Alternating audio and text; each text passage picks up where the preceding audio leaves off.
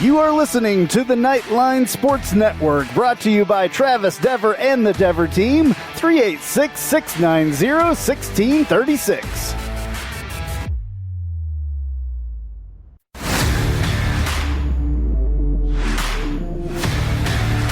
Welcome to Knightline at Night on WDBO 107.3 FM and AM 580. Night Nation's only call-in show goes live now. All right, hello Night Nation, hello Orlando. I'm Andrew Phegley. This is Knightline at Night. We're live from the Dever Team Studios, brought to you by Chad Bar Law, raising the bar on what to expect from your personal injury attorney. Give Chad a call, 407-599-9036 for a free consultation, or visit chadbarlaw.com. You can also call Travis Dever for all your New Smyrna Beach real estate needs, 386-690-1636. And you can call us to talk to us on this show. You can call 844-580-WDBO, 844-580-9326 to talk about UCF sports.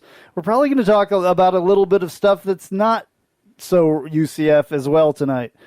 Because there's not a lot of UCF stuff to talk about, but we'll do that for sure. Anyway, or you can use the open mic feature on the WDBO app. I'm Andrew Phegley, AP_Knightline on Twitter. Got Big Ben Stout here with me at BigSocial32 on Twitter. And then we also have Roger Phipps from the Santa Rosa Beach Studios, and he is at Night Bengal on Twitter. You can find the rest of our content on...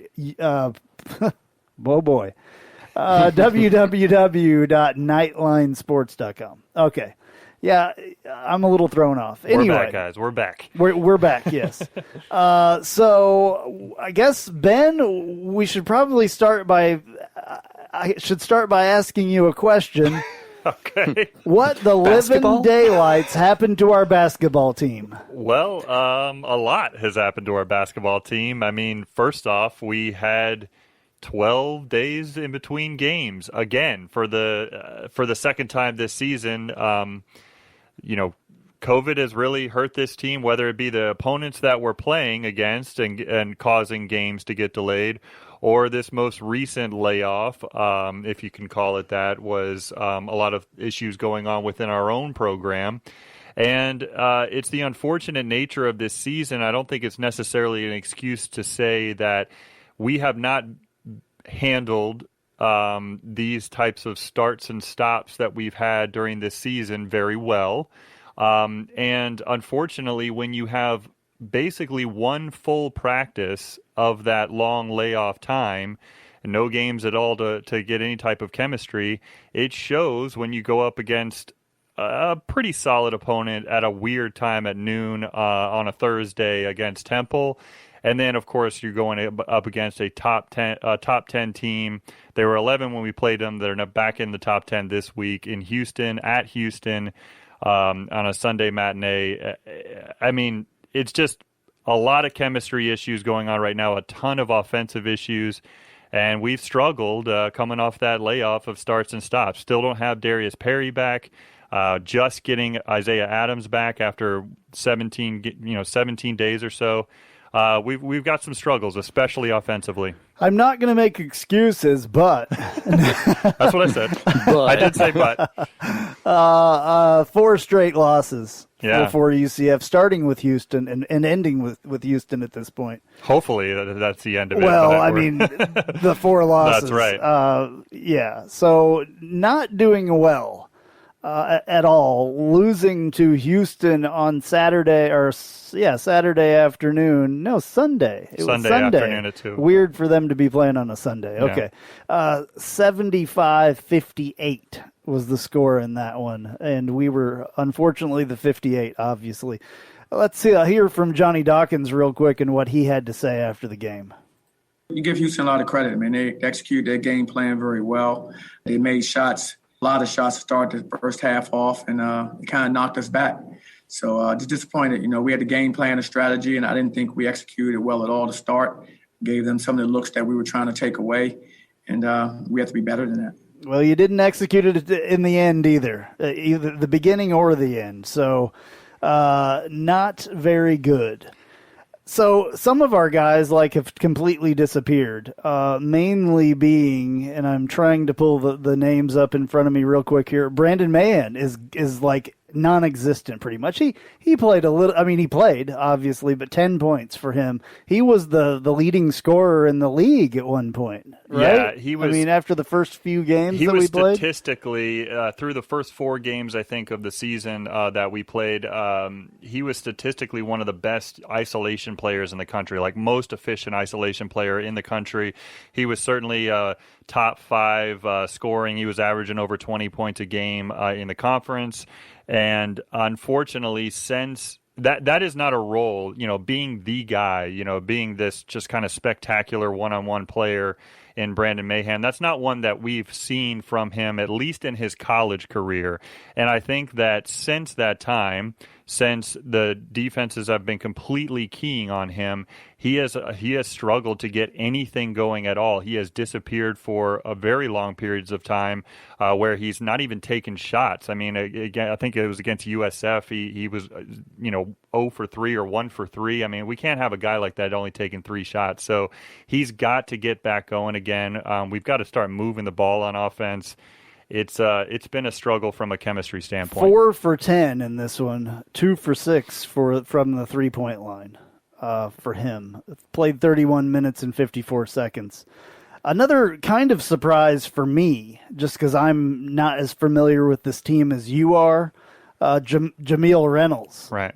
Kind of came out and played. He hadn't played a lot, and he played in this one and led the team in scoring with 14 points. He played 24 minutes. Yeah, and he's a freshman big man. He's a guy that it shows a lot of promise. Certainly coming out of high school, it seemed like you'd be a player that's been will be a good contributor for us, a big body guy.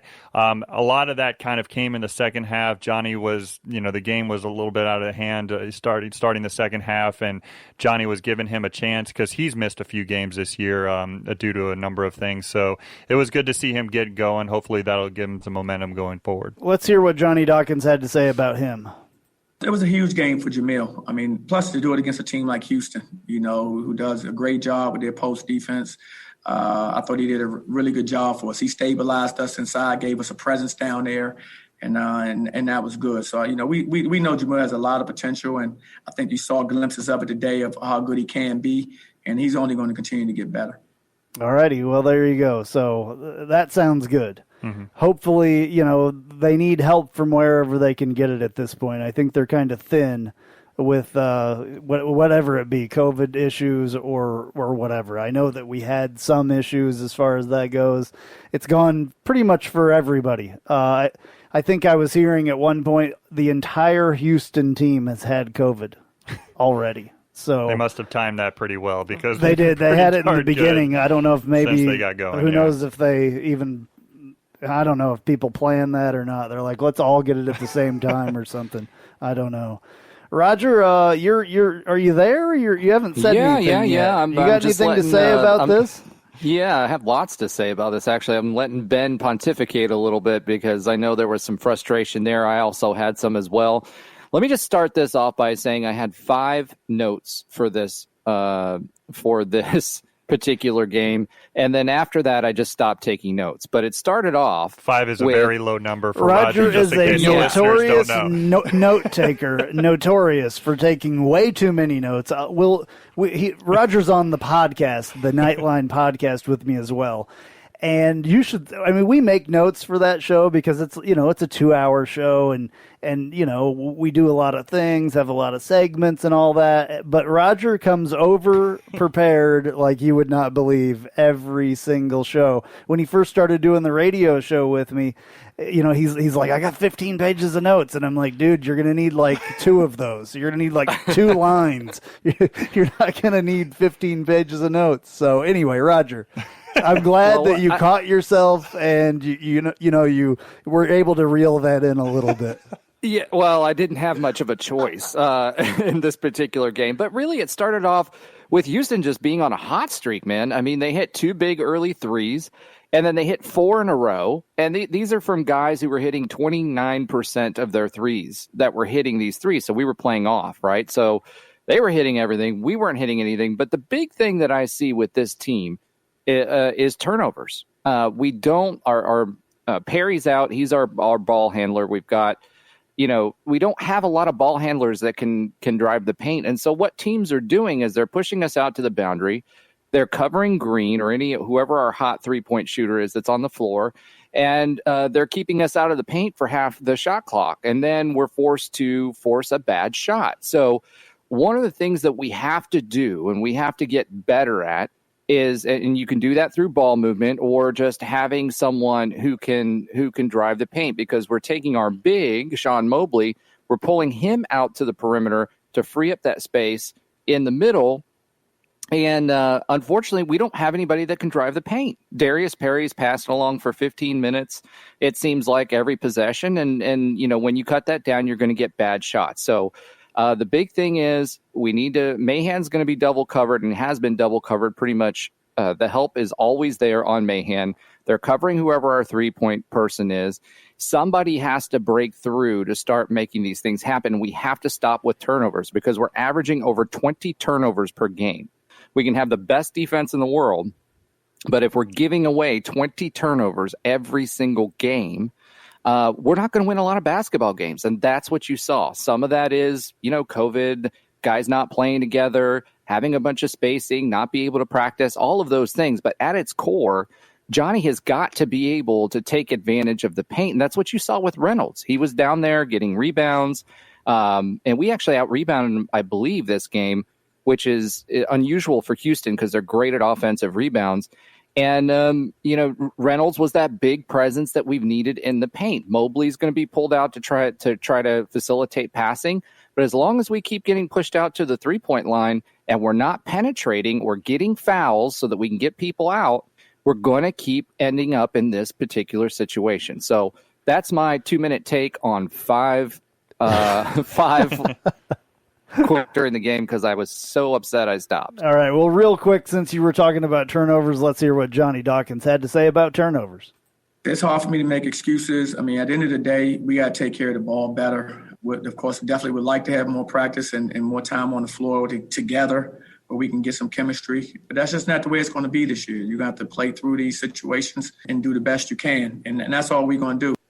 All right, that's all we're going to do. We're going to do the best that we can. So obviously they're having a lot of issues with not being able to practice because of all of this and all that stuff. So, that is a big issue. COVID-19 is a big issue. We should probably call it COVID-21 now because it's still an issue. I thought that maybe it would be gone by now. By basketball season, it has to be gone.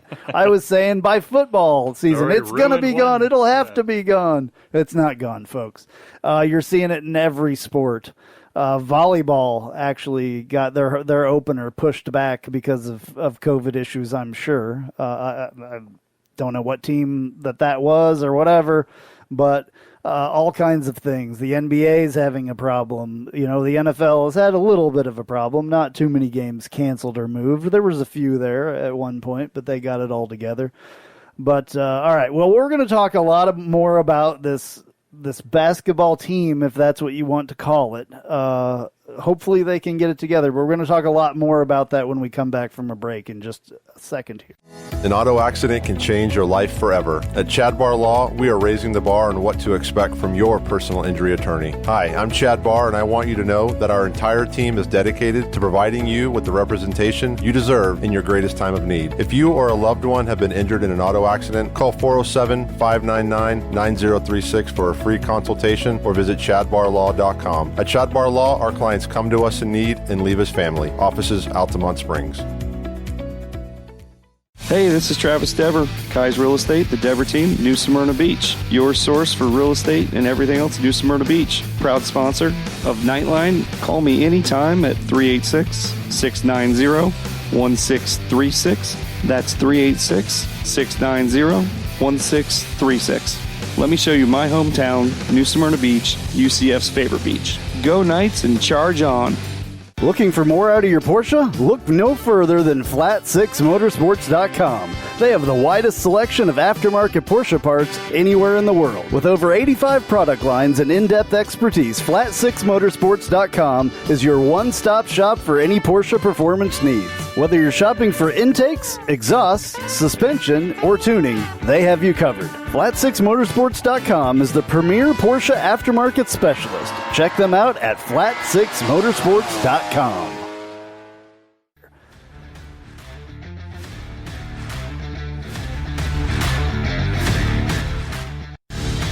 And now, back to Nightline at Night on WDBO 107.3 FM and AM 580. Call now at 844-580-9326. All right, back on Nightline at Night. I'm Andrew Phegley. We're brought to you by Chad Barr Law, raising the bar on what to expect from your personal injury attorney. We're talking UCF sports. Got Big Ben Stout here with me and Roger Knight Bengal Phipps. And we are talking about UCF sports, and we're talking about a really, really struggling basketball team at this time. We're just running through a few things in the first segment. Ben, I wanted you to respond to what Roger was saying after, right before the break there. Yeah, sure. Roger brought up some great points about the team's struggles in general and mainly focusing on the turnovers, and that's certainly an issue for us. Johnny talked about after the game, I think you just played the clip of the unforced errors that are really, really strong. You could hear the frustration in Johnny Dawkins' voice when he talks about the unforced turnovers that are really happening. And I agree, while of course that's a big issue, one of the bigger issues that I see on offense is just, and Roger touched on a little bit, is just we have no flow as a team. I mean, to put that in perspective, we do not share the ball very well. So to put that in perspective, there are roughly 350 D1 basketball programs playing basketball this season. We rank 329th in the country in assists per game. That shows you that our team is not moving the ball very well. We're not setting up our teammates for good shots and good opportunities at the basket. And also, we are 327th in the country in field goals made per game. So we are just struggling tremendously on offense. Did you say 327th? That's right. 329th in assists per game, 327th in How many field teams goals are made there? per game. Do There's we know 350. Really? So we are right there at the bottom of the barrel when it comes to offensive basketball this year, and that points to a number of things. Certainly, it points to us not having a very pure point guard this year. Losing Tony Johnson really hurt us, and just we have not been able to really gain much chemistry. I mean, Roger, you mentioned Sean Mobley. I mean, Sean Mobley playing from the high post, that's the type of position that a 5 usually plays in Dawkins' offense, and he's played well from that position. Honestly, he's the best passer on our team by a mile. It's not even close. Sean Mobley is the best passer on our team, and it's not even close, and he's a forward. He's a center. He's a big man that you wouldn't expect to be, the best vision and best passing on our team. And unfortunately, we're just not getting that from our guards. The reason why we were so good offensively against the three opponents that we beat this year is because Brandon Mahan was taking guys one-on-one and going off and making everything. We were relying a lot on one-on-one, and I think that really kind of hurt us in these games against these better defensive teams. What has happened to Brandon Mahan? I mean, what has happened? Well, I think Roger touched on it, that he has been the focal point of every defense since he started off on that hot streak. And they weren't paying attention, and now they're paying attention. Well, I think personally, I think he hasn't quite handled that spotlight well. I'm not necessarily saying that he hasn't mentally handled it. He hasn't been the guy, like the focal point on offense on any team in college that he's been on so far. And so I just think he's got to figure out a way to deal with that and kind of get back on track. And honestly, he's got no better coach to help him out with that than the Naismith Award winner himself. He was incredible in college in Johnny Dawkins. I mean, so hopefully he can get back on track because we need him. We need some scoring from him. What about C.J. Walker? C.J. Walker had 0 points in this game. Yeah, I think no offense. No offense at all. He's shot the ball. He shot the ball one time and he missed. Yeah. Literally. I mean, one field goal. He doesn't have an offensive game. He's a defender. He's a good shot blocker. He's one of the top shot blockers in the conference, actually. Great at rebounds. But he has no offensive game, and he hasn't developed that yet.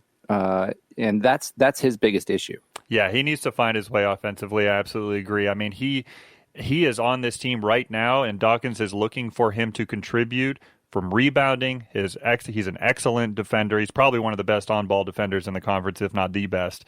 And they need him to get rebounds and block shots. It's all defense for him. Putbacks are going to be his main opportunity right now. He can shoot the basketball. He just hasn't quite found his way offensively, but quite frankly, we haven't as a team. I will say, and I will give credit to some guys who have stepped up. I mean, I believe Isaiah Adams is going to continue to grow and be a real focal point for us. I mean, he came back after that layoff and against Temple, and he came off the bench for 17 points. He is a real bright spot for us, and I'm looking forward to him continuing to grow. All right, well, we got a break coming up here, but when we come back, we're going to talk a lot about how to right the ship. Yeah. Because the ship needs to be righted. We have some Johnny Dawkins comments, head coach Johnny Dawkins, about how to right the ship and what he wants to do. They've got a big layover between this next game. It was 6 days between. Days off, now it's, a few less days now because it's Tuesday.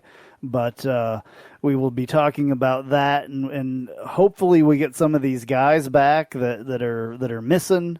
And all that stuff. So hopefully this thing can get a lot better. All right, we're going to take a break. We'll be right back on Knightline at Night. Talk to you soon.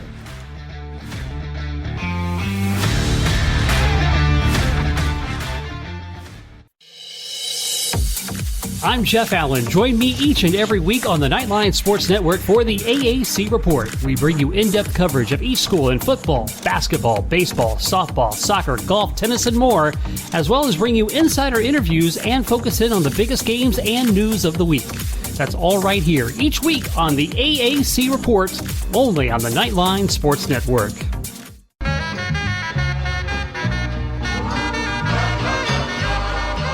Welcome. This is a promo for the Take a Left at Albuquerque podcast, new to the Knightline Sports Network. You should listen to it. I say things like this. We need to stop blaming Jerry because we would do the exact same thing if we owned the Dallas freaking Cowboys. Do you know how much fun it is to own the Dallas Cowboys? My guests will say things sometimes like this. It's the Lord of the Flies thing that happens when they don't understand that things are wrong, spoiler alert, until Piggy dies. Lord of the Flies has been out for like 100 years. I don't even know. Yeah. Sorry to everyone at home who I spoiled the book for. A book's been out for like 90 years or something. And sometimes, rarely though, I'll say really stupid things like this. If they don't make it out of the West and the Raptors get to the finals, I will go on either this show or whoever's show and say that Kawhi Leonard is overrated because I have too much evidence of it. New episodes drop every Friday with me and some of my good friends right here on the Knightline Sports Network. And now, back to Knightline at Night on WDBO 107.3 FM and AM 580. Call now at 844-580-9326.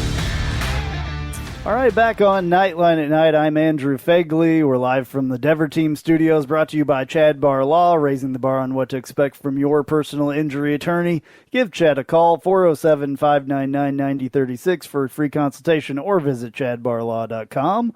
You can also call Travis Dever for all your New Smyrna Beach real estate needs. I was about to not say that right, and then I didn't say it right. So New Smyrna. The Smyrna. Yeah. New Smyrna Beach real estate needs 386-690-1636.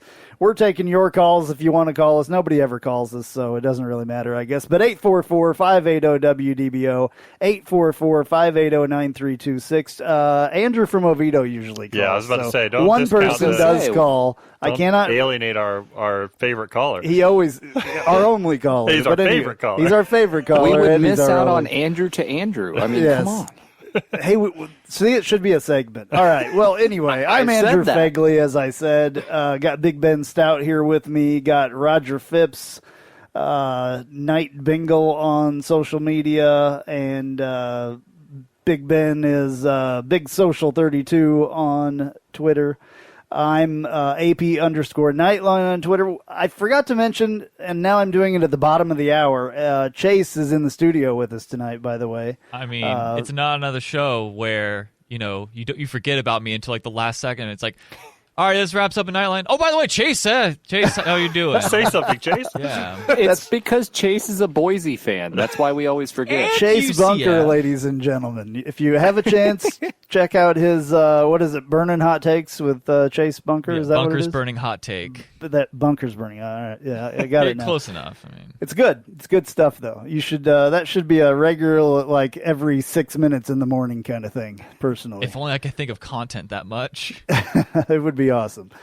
All right, so we've been talking about UCF basketball, and I mean, there's a lot to talk about, but then again, what more can you really say? UCF basketball not doing well, 4 losses in a row here recently after being very promising in the beginning of the season, beating Florida State, Auburn, Cincinnati, Cincinnati, and then the floor dropped out. Yeah. Basically. So Johnny Dawkins has got to figure out how to right the ship, and here's what he has to say about that.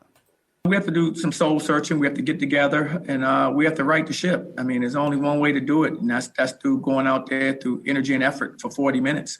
We have to do that better than we have done in the last few games. We have to figure out where we have to improve at, which, we have a week to kind of work on those things now and get better, and also continue to get healthier, hopefully get some more bodies out there, and which will also, and I think, aid in with some of our depth.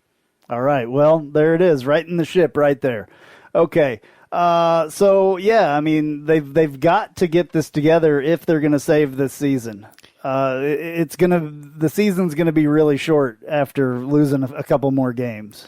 Yeah. Well, I mean, what was our expectations for the season? I remember going into it, it was kind of like, we don't know what we're going to get. These guys haven't played together before. We've got a bunch of transfers coming in. So what were our expectations? And then they came out and played like, I know, like gangbusters. Well, even then, I mean, the podcast and on this show, I continually, even after we beat Florida State and then beat Cincinnati, I was just continually trying to say to myself and try to say to Knight Nation that we do need to temper our expectations about this team. I was getting excited. We all were, absolutely. But the one thing when the schedule did come out, and I continually said it, I was kind of taken aback by just how front loaded this schedule is. So we've had some really tough tests. Some of them we've passed, Florida State. Others we failed, both times against Houston and a couple other games. And certainly we have a great test. Some of them COVID took away. Exactly. And we have another test coming up this Saturday at 2 p.m. against SMU. We just talked about how we've struggled offensively. SMU is easily one of the best offensive teams in the conference. They go up and down, they score a lot of points, they shoot threes, they get rebounds, they're pretty good on defense, is about getting steals and trying to get blocks. I mean, they're a pretty complete team, but offensively they're very good. And so there's a team that we have to be very good defensively against. We have to keep up that intensity, as Johnny Dawkins said, for 40 minutes. But we've got to figure out some way to have a little bit better flow, a lot of better flow on offense. Easy for you to say. Yeah, easy for me to say, and not easy for us to do so far. Exactly. So yeah, this game coming up at 2 p.m. on Saturday on ESPNU. It was, since they played on Sunday, it would have given them like 6 days to get ready. Here's what Johnny Dawkins said, if that was a good thing or a bad thing, having that much time between games. I'd prefer us getting in the rhythm of playing games because it's been so choppy for us all season long. But I do understand the importance that we have right now with getting everybody or getting the majority of our guys back, getting them practicing together so we can get some chemistry and continuity. So it's just too choppy out there for me on both sides of the basketball. And I think that's largely due to the fact that there's no flow because we haven't had a flow with how we playing games and or practices. So I think there's carryover from that. So it'll be good to, get some practices under our belt, hopefully get some players back and start to work towards, some better continuity out there on the floor. All right. Well, that's what needs to happen. They have to practice. I think they were saying last week that they had like one practice before the Temple game. The Temple game, yeah. And then who knows what happened between the Temple and the Houston game, because that wasn't a very long deal there. So yeah, you got the travel in there. I mean, you didn't go back home in between games, so you're absolutely right. Yeah. So these guys need to play together. They need to play together in practice. They need to play together in games, and maybe they can get back what they had before and maybe a little bit better. A couple guys need to get healthy. So I think that's the biggest thing. And that's such a unique part of this season, right? With the element of COVID in there, and that's mainly because, and I hate talking about it so much, but it's such a big part of this season. I can't recall a time at UCF if a player wasn't injured. Well, even if a player was injured, they were always there in practice. But with this dynamic, like the players aren't even allowed to be there if they've got COVID. And so you're not allowed to be around anybody. Work out. Or work out or anything. That's the big thing. Yeah. Their strength and conditioning is way off. If you watch the Temple game, when they came back, they just came back from the second half. They ran up and down the court maybe twice, came back on our side, stopped for a free throw that Temple was throwing. All of our guys, hands on hips, looking down, breathing hard. That is completely different than the energy that you saw at the beginning of this season. I don't think people realize how quickly you lose your wind if you're not working out.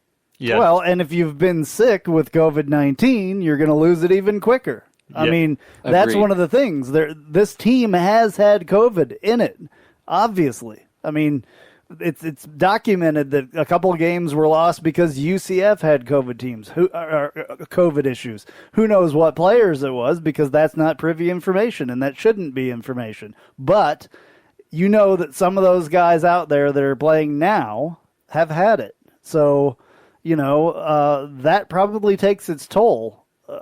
Not being able to work out, not being able to do all kinds of things. So, that's one of the things that we don't know. We don't know. I mean, maybe Brandon Mahan is one of the guys, and maybe that's why he's dropped off so much. You never know. Yeah. I don't think we will know, and like I said, you probably shouldn't know. Yeah, that's a fair point. I mean, who knows? We don't. So that's what I've been trying to think the entire time. I'm just like, man, why has he dropped off so much? Obviously, they're defending him a little bit more and all that stuff, but there could be. I don't say there's got to be, but there could be issues like that going on. So, and if you're not shooting, you're not getting the repetition either. I mean, you look at what was going on also with free throw shooting. It nosedived after everybody took the time off between losing games and then us losing games because of our own COVID issues. So you look at the free throw percentages between the two. I mean, they're drastically different. Practice makes perfect in basketball, especially. Yeah. You have to get out there on the floor and shoot the ball during the week. Yeah. You have to. Dawkins talked about a couple of practices before the Temple game where they only had like 5 or 6 guys like total. I mean, you can't run the amount of preparation. Run your offense. Yeah, and you guys certainly understand when it comes to football, and it's no different in basketball. The amount of preparation that goes into facing an opponent, 2 opponents a week or whatever, and not just the amount of like scenario. You do it in the film session, but then you run through all these scenarios in practice about what they're going to do defensively against your offense, and then vice versa. I mean, there's just so many scenarios that you run in practice that you have to have all the guys there for. I mean, I couldn't imagine walking onto a basketball court at the D1 level, and you're essentially kind of playing pickup out there. I mean, you're playing with guys that you're just haven't played with all week, and it's just a weird dynamic. And that's what's been going on. That leads to the chemistry issues that we've seen. It leads to the lack of assisted field goals that we've seen, and some of those unforced turnovers that Roger talked about. I mean, it leads to all of those things that just are a little bit messy. And so some of the things that I'd like to see them pick up and do in these next couple of games, starting with SMU on Saturday, is I'd love to see a little bit more full court press out of Dawkins' team, try to get the other team sped up, try to get SMU sped up a little bit, force some turnovers of our own and some easy buckets in transition.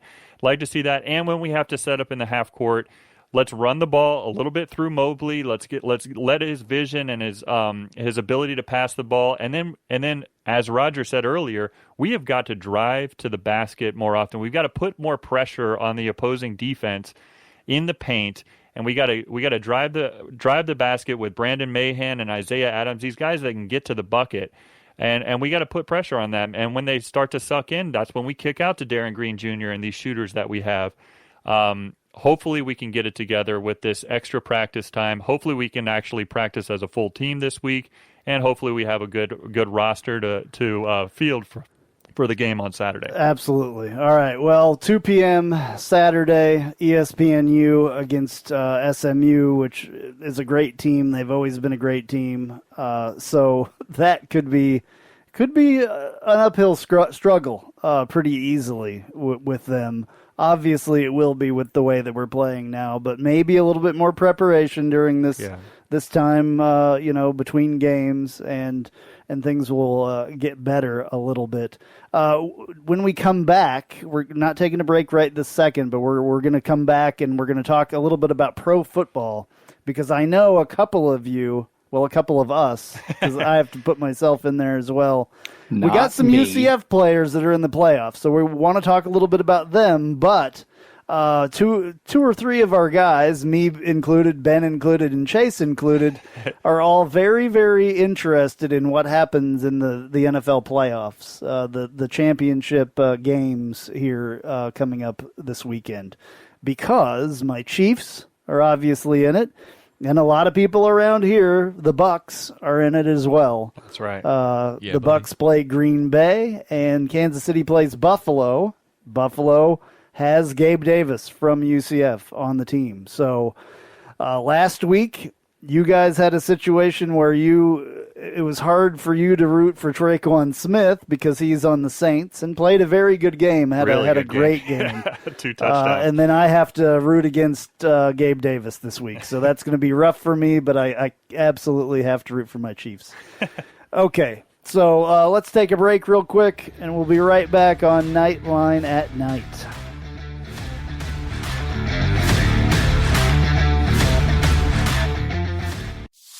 Hey Jeep Wrangler owners, have you ever sat in your office at work and watched the rain just pour into your Jeep because the weatherman said that there was a 0 chance of rain, or you put your doors back on because there was a 100% chance and then not a drop of rain fell?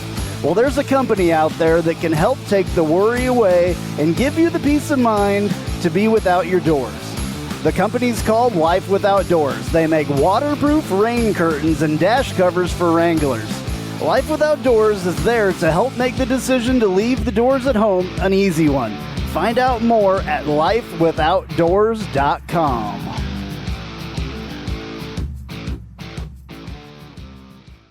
Spice up your company with homemade marketing services from Tasty Gravy Creative.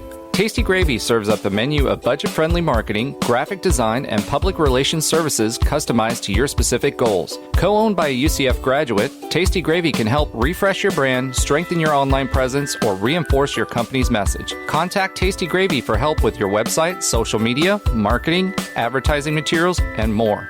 Visit tastygravy.com. And now, back to Knightline at Night on WDBO 107.3 FM and AM 580.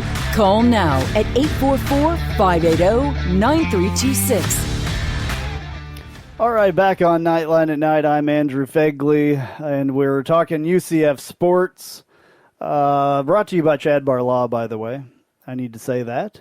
I wanted to get right into this, though, because we only have a few minutes left. But I wanted to get into the pro football discussion and talking about the way that we can talk about this is my team that I root for is the Kansas City Chiefs. I'm originally from Kansas City and grew up a lifelong diehard Chiefs fan, been a Chiefs fan my entire life. Wouldn't even think about being a fan of another team. Would not even think about it. Would never cross my mind. And it's difficult sometimes because there's quite a few more UCF players that are out there in the NFL. And normally I would root for the team, in any random game that I'm watching of NFL weekend, I would root for the teams that have UCF players on them. Well, this week, Gabe Davis is on the Buffalo Bills playing my Kansas City Chiefs in the AFC Championship game, and can't root for Gabe this week. I'll root that Gabe does a good job and has a good game personally, but I'm not going to root for his team to win. I cannot. So... and you guys that are Bucks fans had that issue last week with Traquan Smith. I was texting you during the game. I'm like, man, Traquan's like tearing it up. Had 2 long touchdowns. Yeah. And I texted you during the game. I said, I will be happy for him as long as we win, but I'm glad. So it worked out for me. Traquan had a great game, as you mentioned, 2 touchdowns. The second one was unreal catch. Yeah. And we won the game. Being the Buccaneers won the game, and I was happy at both outcomes. And Chase, you're a big Bucks fan too, so Yes. we need to hear your take on this. You see, Andrew, I don't know if your audience knows this. If there's a team that I hate more than anything, it's the New Orleans Saints.